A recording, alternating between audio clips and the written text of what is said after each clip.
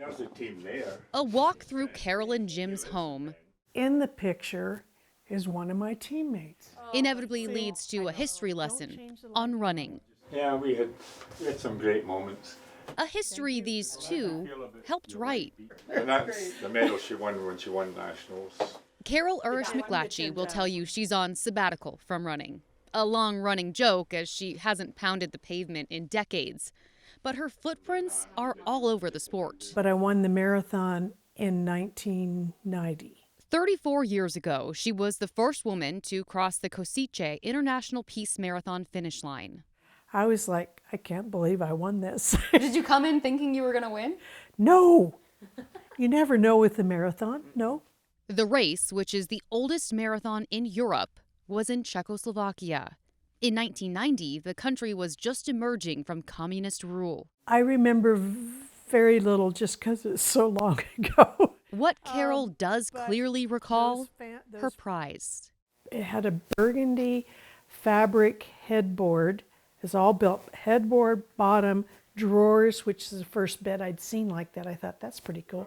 A 2-hour, 46-minute finish time, 6:20 mile pace, and Carol won a bed.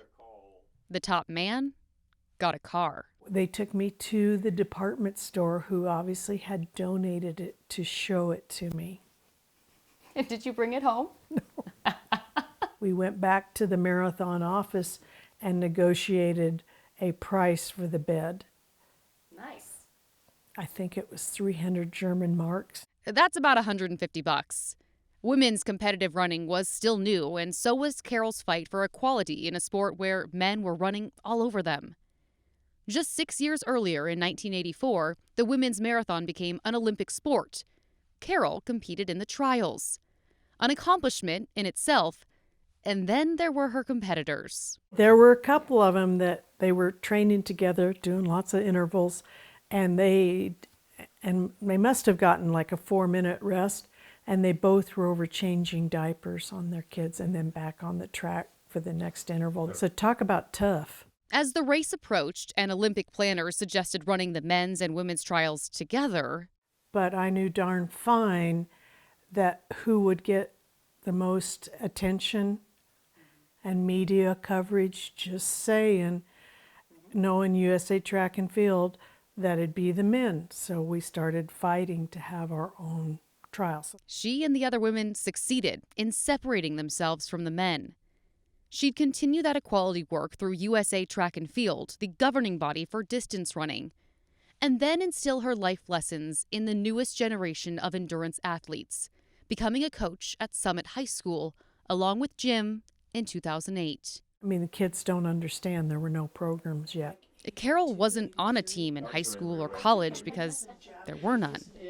She and Jim would start a historic reign at Summit, helping accomplish something never before done in Oregon. 15 straight state championships for the girls.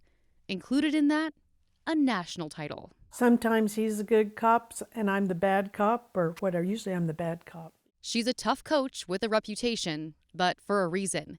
She believes in running and what it does for young women. I just think activity and sports for women, it can make so much difference in their life, their self-esteem, their confidence. In October, Carol went back to Košice in what's now Slovakia, a reunion with friends from her travels who've turned into family, and to celebrate the 100th running of the International Peace Marathon. A return to the monument marking her 1990 win. I call it checking out my headstone. And a rewind on her life, where she didn't run from a challenge. Plus, she sleeps better at night, knowing the prize for the centennial celebration, 20,000 euros for both the top male and female. For Good Morning Central Oregon, I'm Genevieve Rayome.